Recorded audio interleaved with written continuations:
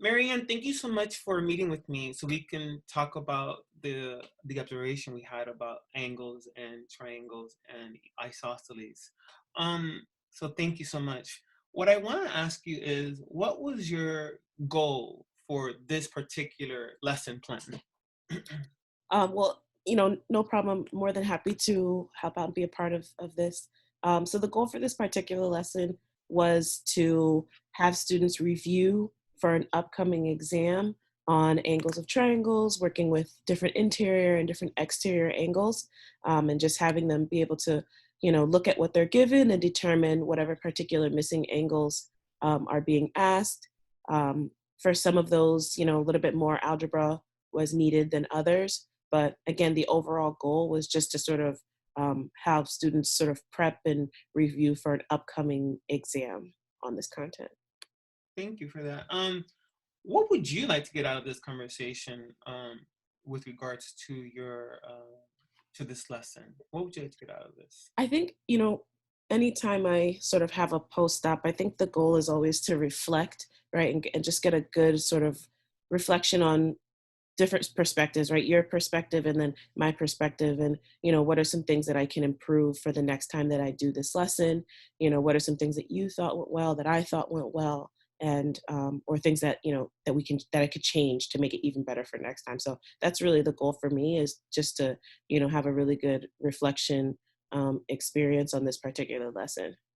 So you want to then, so our goal then for this post-op is really to kind of reflect on the lesson, on the areas that went really well, on areas that you want to improve upon, and then have a critical conversation about those, so that moving forward you can, kind of tweak what needs to be uh, helped, and then maintain the things that went really well, right? Exactly. Yep. And get some feedback, which is Yep. really important for reflection, right? Yeah. Um, so what do you think went really well during this lesson? So for one, I think one thing that was really good is, just physically the kids were up and were able to kind of move around. It was just sort of a fun way to review, rather than just giving them a packet to sit down and review, go through problems. It was nice to have them up and sort of moving around and interacting with one another. So I thought that was really great. Um, Also, I thought it was really nice how some kids were really sort of helping each other out as they, saw maybe a classmate was stuck, or asking like, hey, have you seen where, this particular answer is on one of the stations? So, just seeing the kids help each other out was really great. And also, allowing them to sort of be able to move around a little bit and get that physical um, movement in. Hmm. So you're saying that the things that went really well was that the students were up, that they were walking around, physically engaged as well as mentally engaged in the assignment, and that you really liked the idea that students were helping each other out. Uh, Yeah. yeah. Yeah. Can you kind of expand on that a little bit for me? I mean, so the way the stations worked is that on every station there is a problem, there's an exercise, Hmm. and there's also a little sort of bubble that has previous answer. So Hmm. the way that the scavenger hunt works, everybody kind of starts wherever they want to, and then they get an answer by after answering that particular question, and Hmm. then they're supposed to look for the next station where in the previous bubble, where in the little bubble, Right. um, where it says previous answer, has their answer. So that's the way it's supposed to work. And if you can't find that answer, then that means, something went wrong here. So you're going to have to go back to your previous station and look at that again. So in terms of the looking for the bubbles, students would help each other out, right? Oh, your answer's here. And if they didn't get it and they, had to go back to a particular station, and, if there was a student there already, then they would sort of help each other through and sort of, you know, look at their answers and, try to critique and say, hey, this maybe you added wrong here, or you multiplied, or you distributed wrong, and sort of, Mhm. look at each other's answers and sort of analyze those. So it was really nice watching them analyze, um, and Mhm. just sort of go through that critiquing process of looking at each other's work, and just also maintaining that optimism, because oftentimes it's easy to get down and sort of give up. But I think that they helped each other and kept each other encouraged Mhm. as they worked through the problems. So when you say optimism, do you mean like working when they were working together that provided a sense of optimism for the? Yeah, yeah. Like, instead of, if you're by yourself, you're like, oh man, I didn't get it. Now I have to go back. But I think just sort of going back and, hey, we got this. Okay, let's look at your work. Let's see what you did. This is what I did, and sort of comparing their work. And, that sort of helped to keep the energy high, and, continuing the fun, if you may, in the activity. Right. Well, I appreciate that because some of the things that I observed are very similar to what you're mentioning. And what I like about it is that what I observed links back to our school mission of, creating a student-focused culture to motivate our students. So, for example, I remember uh, there was a group member sitting closest to your desk, and they were actually working together trying to find out the angles of this particular triangle. And it Mhm. wasn't as if they were critiquing each other, but almost like they were motivating each other, um, in the sense of trying to find out the answer. So everybody was like on equal footing. It wasn't as if there was a group leader, but rather they were working uh, in in synergy. You know what I'm saying? Like Mm, as okay. a way to work together. Yep. Something else I noticed is that you were walking around throughout the entire, even though your space is really small. But Mhm. I like the fact that you kept on going around and around to each of the groups as a way to kind of, you were like checking in with them, finding out if they were okay, and if they were, that's great. You gave them feedback, and if they weren't, if they were kind of stuck, you didn't give them the answers, but you kind of reminded them of what areas of knowledge, or where was their gap of Mhm. knowledge, to kind of Mhm. get them to that part. And so when it comes to that, those ideas of feeling a sense of, you gave them a sense of empowerment, and you were validating their work. Another area that I noticed was the level of the range of problems that you Mhm. offered. There were some of them were simple, like, what is the angle? What's the measurement of this angle? Well, if you know a triangle has 180, then if one is 80, the other one is 20, then the other one has to be 90. Right? And like, so you started off with that, but then you entered into these other problems that were Yes. a lot more complex, dealing with parallelograms and the relationships between the complementary angles and all that. And so I saw that was a really, so there was a range of Yeah. that of difficulty. And lastly, I noticed as well the level of excitement about the inquiry, even though, and I remember this in particular because on the wall you had this, I think it was a parallelogram uh, question, and even though the ladies were having trouble, uh, this is the ladies next close to the door. I remember they were having problems with it. They were having some serious issues with it, and yet that that didn't prevent them from trying to figure it out, Right. right? And that was really very that was really nice to see that they didn't give up on Right. on that as well. Um, So let's talk about something else. What are some of the things, or what do you think that you feel that you could have improved upon or could have gone better? And can you give me specific um, examples of what do you think that could have gone better? So, well, first of all, I appreciate that feedback, especially in terms of the questioning. when students are stuck, because I, try to make it a point of not to just giving them the answers, but more provide guiding questions, or, remind them of certain, theories or theorems, things that they, um, know and could use in a particular problem. So sort of guiding them to help them sort of, you know, get them on the right track. So I appreciate that feedback. Um, but in terms of things that, That's what we're here for, right? To help each other out. If not, we're in the wrong business. exactly. But in terms of things that I feel could have gone better, and you kind of hit on it a little bit, was, some of those problems were very difficult.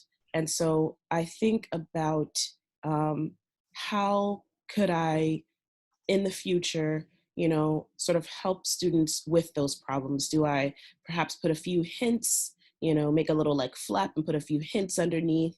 Or do I, strategically pair students as they're going through?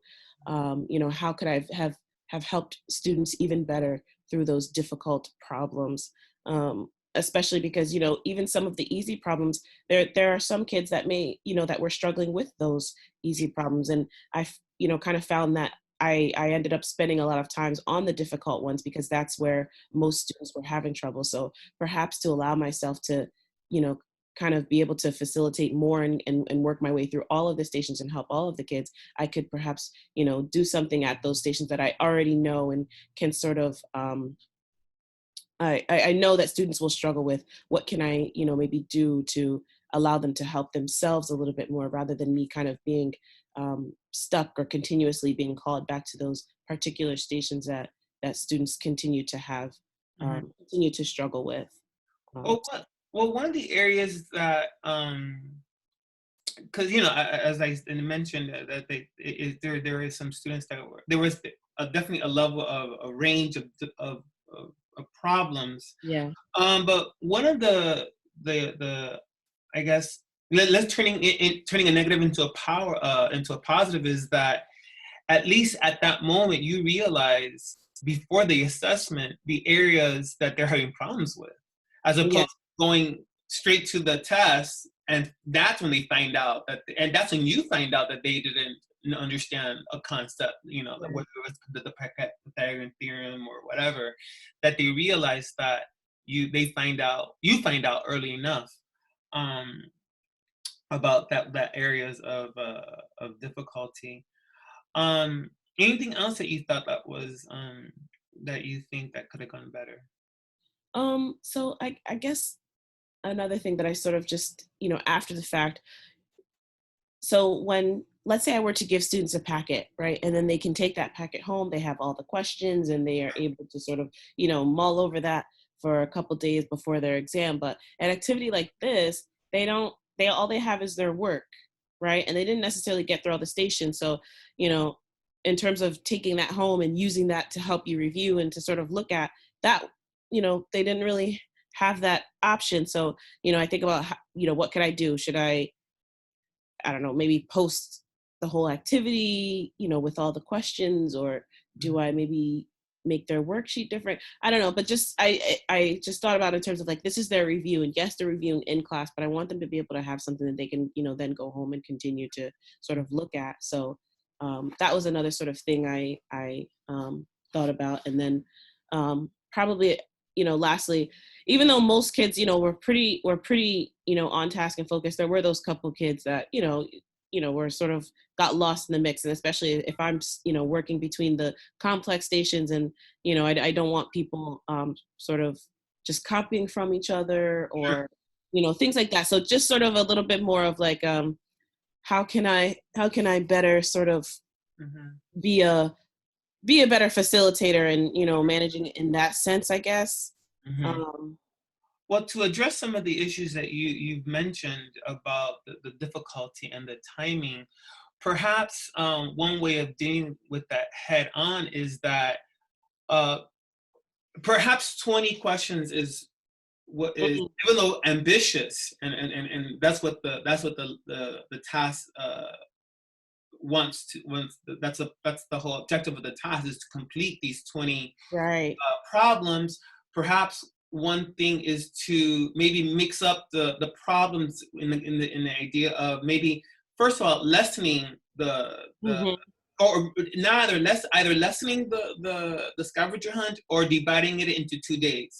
Mm. In the division of those 2 days, let's say you decide to do the 2 days, definitely do a combination of, identify easy questions, identify moderate questions, identify challenging questions, so that the kids feel a sense of like incremental, like, okay, I got this. Oh, okay, I can get this. And so that each problem is contingent on some prior knowledge. So they have, not only do they feel a sense of like, oh, I understand what to do here, but you're kind of encouraging them to apply that prior knowledge to the next problem. Yes, Does that make sense? absolutely. No, I think that's a great suggestion. That makes complete sense. Because you want to kind of not rush through it. And I felt that was one of the things that I observed, that they, we only have 90 minutes to do this. And we think, oh, 20 problems? 20 problems for 90 minutes. Oh, that's easy. Right. But when you're dealing with group work and dealing with different personalities and different levels of competency, which is another thing that I think you did really well, is this idea that you were differentiating that the students you addressed it very nicely with that. So that was one thing that I noticed. And number two, maybe because the room is so small, I was thinking that maybe the next time you can reserve the upper library. Mm. So that you have enough space that you can see everybody. Because one of the things that I was concerned about was that you had kids in the hallways. Yes. Uh-huh. So that causes a litany of logistical issues, Right. disturbing the classes, them being too loud, them you're not able to see what they're doing, for classroom management. So I would suggest that next time, perhaps, scheduling ahead of time and having the upper library with and scheduling that, so that you have that huge space, so that you can monitor everybody, as Right. opposed to that.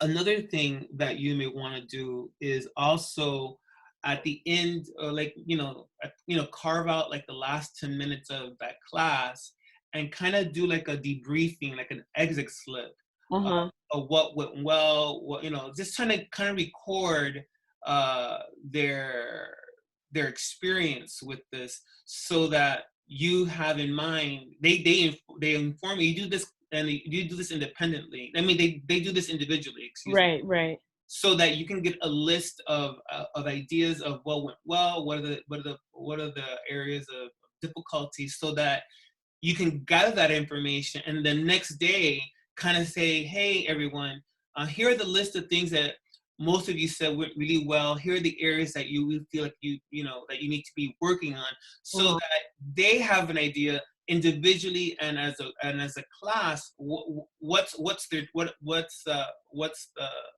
the temperature of their knowledge, Right. figuring out what's that.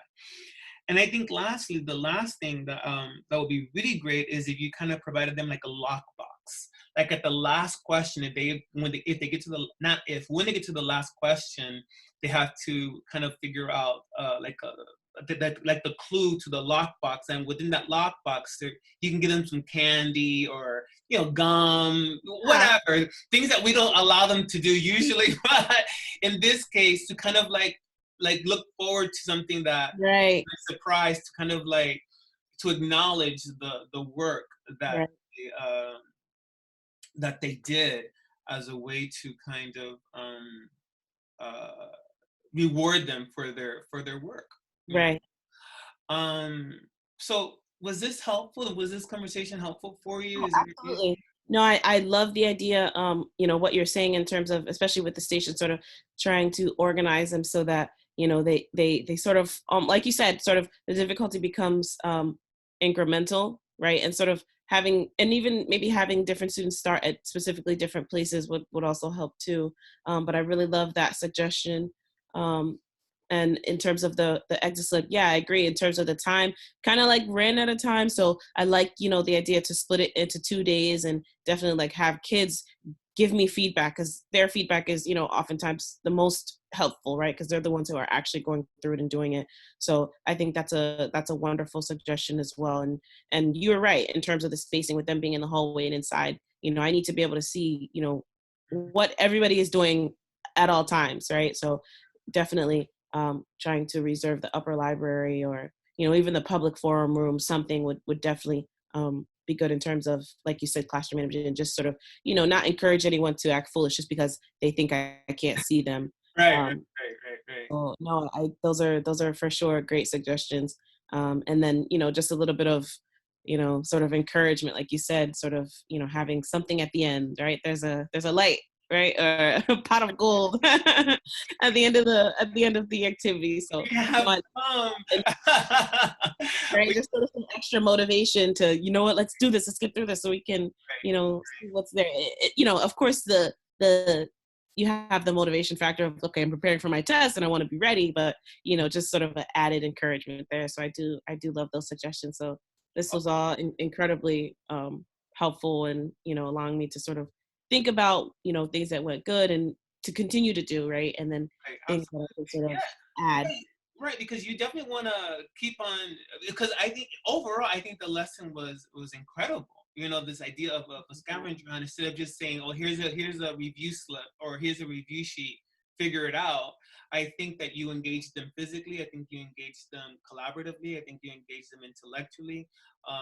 It kind of like put everything that we want at Norwalk all in one space. You empowered them. They felt validated because you went around to each of them.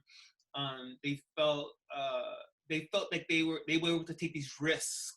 If they got it wrong, that's okay. It was not about getting it right or wrong, but the fact that they were trying to get that done, I think that was really great. And Right. you made them feel a sense of like ownership of it, because it wasn't like you saying, okay, here's the answer, but you're helping them to either remediate their knowledge or expand their knowledge, right? And I think Right. that gives them a sense of like empowerment, and all that. And then by including the areas of that, kind of thinking about, should logistically, the spacing and not only the spacing of the actual classroom, but the spacing of the lesson, taking that into consideration for the next Right. time. But I think overall the lesson was really quite a novel way of of ensuring that the students were